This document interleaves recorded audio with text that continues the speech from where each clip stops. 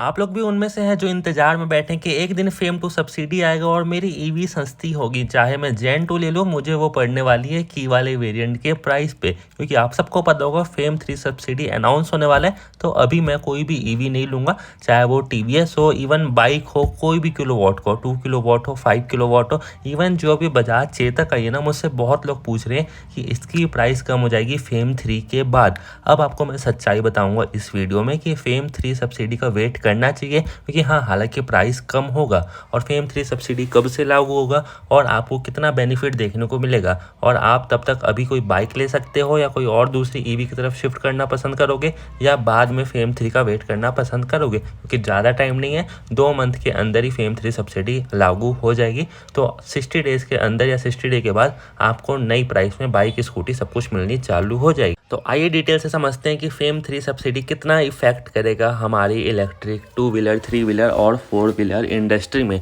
सबसे पहले मैं आपको बता देना चाहता हूँ कि फेम 2 सब्सिडी ख़त्म हो चुका है। अभी जो चल रहा है ना, वो EPMS रूल है, जिसके थ्रू गवर्नमेंट आपको मैक्सिमम 10,000 और मिनिमम 5,000 रुपीज़ दे रही है इलेक्ट्रिक स्कूटी के सब्सिडी पे, ठीक है। और फेम 2 में आपको पर किलोवाट का 10,000 भी मिला करता था एक टाइम पे, जो कि अब पूरी तरीके से बंद हो गया है। लोग का कहना यह है कि जब फेम 3 सब्सिडी वापस से आएगा तो पर किलोवाट का आपको फिर से 10,000 मिलना चालू हो जाएगा। फॉर एन एग्जांपल, अगर एथर रिजडा हम लोग लेते हैं 3 किलोवाट वेरिएंट, तो उसमें 30,000 तक का हमको बेनिफिट देखने को मिलेगा और इसकी प्राइस कम हो जाएगी। इसकी एक्चुअल प्राइस होनी चाहिए 1,09,000 या 99,999, जो कि अभी है 1,30,000। वहीं चेतक का जो नया मॉडल आया है 95,000 में 3 किलोवाट वेरिएंट, तो क्या इसकी प्राइस 75,000 होनी चाहिए? पूरा डिटेल से हम इसमें जानने की कोशिश करेंगे। तो जो फेम 3 सब्सिडी अनाउंस होने वाला है, उसका बजट 10,000 करोड़ रुपए, बट एक शर्त के साथ।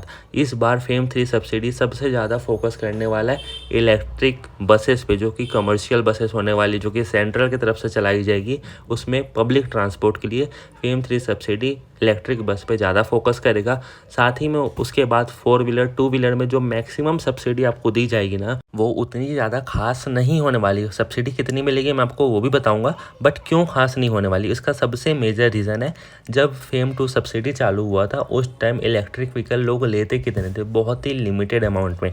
ओला आपकी हर मंथ की जो सेल्स है वो 25,000 से 30,000 खुद सिंगल कर देता है। वो अपना 50% मार्केट शेयर लेकर रखे हैं। बाकी कंपनी की जितनी सेल्स नहीं आती साल भर में, ओला उतनी महीने की कर डालता है।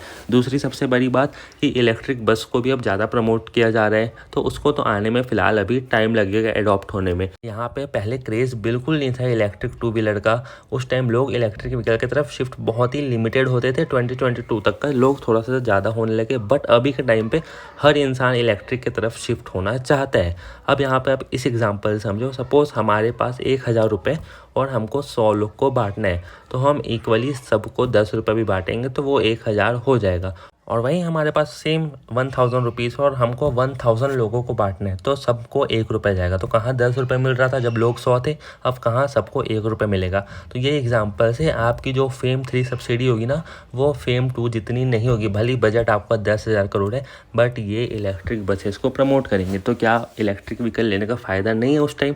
ऐसा बिल्कुल नहीं है। आपको जो मैक्सिमम सब्सिडी दी जाएगी ना 3 किलोवाट वेरिएंट के हिसाब से मैं आपको बता देता हूँ, तो वो 15,000 होगी। अगर आप सपोज S1 Pro Gen 2 ले रहे हो, उसका कितना किलोवाट का बैटरी है? 4 किलोवाट का, तो उसमें आपको मैक्सिमम जो सब्सिडी मिलेगी वो 18,000 से 22,000 के बीच में मिलेगी। 22,000 के ऊपर कोई भी इलेक्ट्रिक व्हीकल में सब्सिडी नहीं मिलेगी।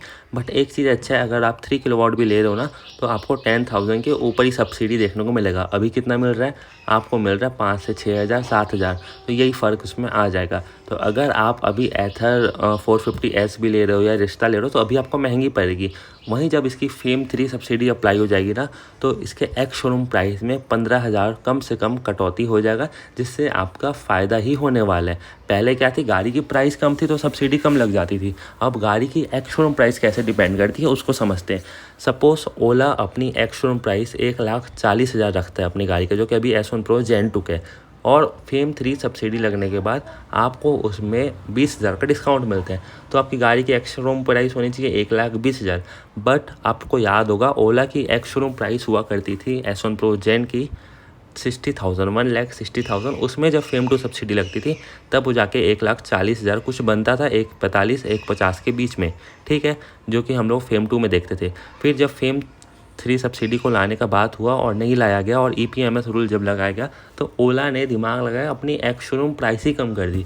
ओला ने अपनी एक्स शोरूम प्राइस कर दी थी 1,30,000 और 10,000 का उसमें सब्सिडी लेस हो जाता था, तो 1,40 था और वो एक्स शोरूम प्राइस हो जाता था 1,30,000। फिर RTO इंश्योरेंस करा के वो आपको 1,40 पड़ता है। तो आप लोग थोड़ा सा दिमाग लगाओ, जब फेम 3 सब्सिडी लागू होगा तो ओला अपनी गाड़ी की एक्स शोरूम प्राइस फिर हाइक कर देगा। अभी अगर वो 1,29 एक्स शोरूम में बेच रहा है या 1,30 में बेच रहा है तो उस टाइम वो 1,40 कर सकता है। तो आप लोग का फ़ायदा कितने होगा? मुश्किल से मुश्किल 5 से 6,000 का। वहीं अगर आप दूसरे कंपनी की तरफ चलते हो जैसे कि बजाज चेतक हो गया, TVS iQube हो गया, तो इन कंपनियों में आपको फ़ायदा होगा क्योंकि ये कंपनी अपनी एक्स शोरूम प्राइस बिल्कुल भी कम नहीं की है। तो जैसे TVS iQube में आपको आराम से 15,000 से 20,000 तक का फ़ायदा मिलेगा, एथर में आपको 15-20,000 का फ़ायदा मिलेगा, चेतक का तो ये सस्ता मॉडल है, इसमें भी आपको 10 से 12,000 का फ़ायदा मिलेगा, बट इसकी एक्स शोरूम प्राइस उस टाइम बढ़ जाएगी क्योंकि ये बहुत ही सस्ते में दे रहे हैं। कंपनी ने खुद बोला कि हम अपना लॉस करके इसको दे रहे हैं ताकि हम लोग को अच्छा प्रोडक्ट दे सके, बिल्कुल वैल्यू फॉर मनी है, ऐसा समझ के चलना। अगर आप चेतक ले रहे हो तो कंपनी का ही नुकसान हो रहा है, आपका फ़ायदा ही हो रहा है। और जो क्वालिटी ओला प्रोवाइड कर रहा है, जो चेतक प्रोवाइड कर रहा है ना सेम प्राइस रेंज में, तो चेतक ज़्यादा मटेरियल यूज़ कर रहा है, उसमें ज़्यादा खर्च आ रहा है बनने में, उसकी क्वालिटी, उसका जो ब्रेक है, उसका जो एलॉय व्हील है, सब कुछ इससे बहुत अच्छा है। तो उसमें कॉस्ट भी ज़्यादा लग रहा है प्रोडक्शन का, इसमें कॉस्ट लग रहा है प्रोडक्शन का कम। तो कंपनी ओला वाली क्या करेगी, अपना एक्स शोरूम प्राइस सबका बढ़ा देगी। जैसे कि अभी एक्स शोरूम प्राइस 2 किलोवाट का दिखाता है ओला के वेबसाइट में 85,000, आपको 10,000 सेंट्रल सब्सिडी लेस होती है तो 75,000 एक्स शोरूम पड़ते हैं। उस टाइम उसकी एक्स शोरूम प्राइस दिखाएगा वेबसाइट में 90,000 और आपको शोकेस किया जाएगा कि कंपनी की तरफ से सेंटर फेम 3 सब्सिडी लगी है 20,000 की, तो आपको गाड़ी पड़ने वाली है 72,000 की, 75,000 की। बस यही वाला गेम होगा। तो ओला का जितना भी मॉडल है उसका प्राइस अभी जितना है उससे 2-3 हज़ार रुपये कम होगा। बट अगर आप TVS, चेतक, एथर ये सब गाड़ी या रिवॉल्ट लेने जाओगे ना, उसमें आपको डिस्काउंट मिलेगा 10, 15, 20 हज़ार के अंदर।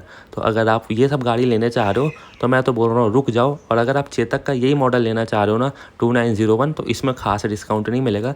चेतक के अर्बन प्रीमियम में एथर का रिजदा हो गया या 450S हो गया, 450X हो गया, या उसका जो टॉप मॉडल है 2 लाख का, वो सब में अच्छे खासे फ़ायदे मिलेंगे। रिवॉल्ट RV 400 हो गया। अब आप लोग के ऊपर एक काम छोड़ता हूँ, आप लोग को कोई भी गाड़ी चाहिए या कोई भी कंपैरिजन चाहिए मुझे नीचे कमेंट करना, और जिसका भी ऑन रोड प्राइस जानना चाहते हो ना तो मुझे नीचे कमेंट कर देना कि भाई मुझे ये वाली गाड़ी का प्राइस जानना है कि फेम 3 के बाद कितनी मिलेगी और अभी ऑन रोड प्राइस कितनी मिलेगी। मैं आपका पक्का आंसर देने की कोशिश करूँगा। और वीडियो में यहाँ तक रुके हो यार तो एक सब्सक्राइब कर देना, लाइक कर देना और अपने दोस्तों के साथ शेयर कर देना और बताना कि फेम 3 सब्सिडी आने